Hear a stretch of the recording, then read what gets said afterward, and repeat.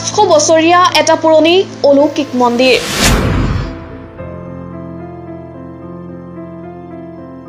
মন্দিৰত নিতৌ নিশা শুনিবলৈ পোৱা যায় বাঁহীৰ ধ্বনি।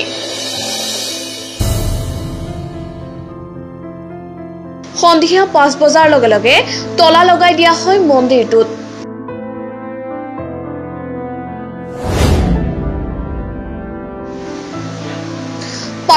বছৰীয়া এটি পুৰণি অলৌকিক মন্দিৰ, যি মন্দিৰত নিতৌ নিশা শুনিবলৈ পোৱা যায় বাঁহীৰ ধ্বনি,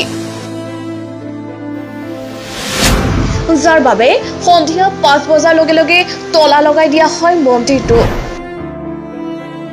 এই মন্দিৰটোৰ পৰাই নিতৌ নিশা বাঁহীৰ লগতে ঘুঙুৰৰ শব্দও শুনিবলৈ পোৱা যায়। এনে লাগে যেন কোনোৱে বাঁহীৰ সুৰৰ সৈতে ঘুঙুৰ পিন্ধি নাচিহে আছে। এই বিশেষ মন্দিৰটো আছে ঝাৰখণ্ডত। ঝাৰখণ্ডৰ ৰাঁচীৰ চতিয়াত থকা এই মন্দিৰটো 500 বছৰীয়া পুৰণি। এই মন্দিৰটো ৰাধা কৃষ্ণৰ মন্দিৰ। বছৰ বছৰ ধৰি এই মন্দিৰত সন্ধিয়া শুনিবলৈ পোৱা বাঁহী আৰু ঘুঙুৰৰ শব্দ ৰহস্যৰ আৱৰ্তত।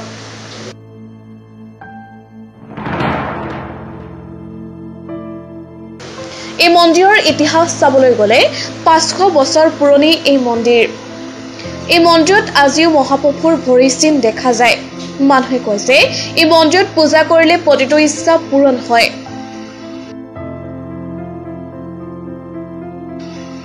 এই মন্দিৰত প্ৰতিনিশা শুনিবলৈ পোৱা বাঁহীৰ শব্দ ইমানেই মনোমোহা আৰু সুৰীয়া যেন ভগৱান শ্ৰীকৃষ্ণই নিজেই বাঁহী বজাইছে।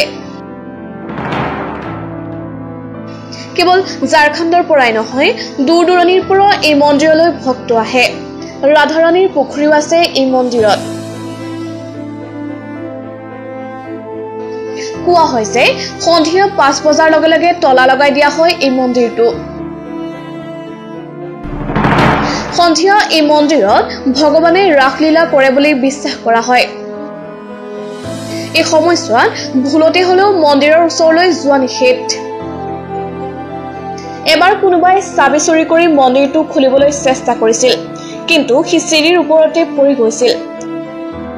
মন্দিৰৰ আশে-পাশে বাস কৰা লোকসকলেও সন্ধিয়া হোৱাৰ লগে লগে ঘৰৰ খিৰিকী দুৱাৰ বন্ধ কৰি দিয়ে।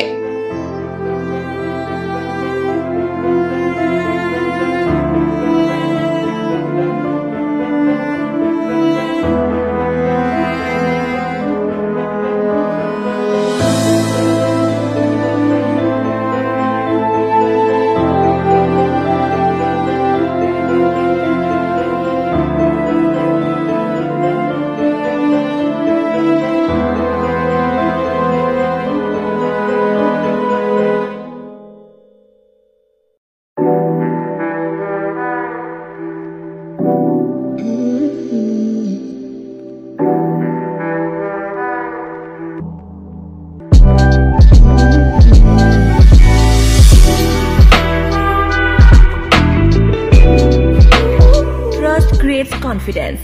El Gopal Gold and Diamond.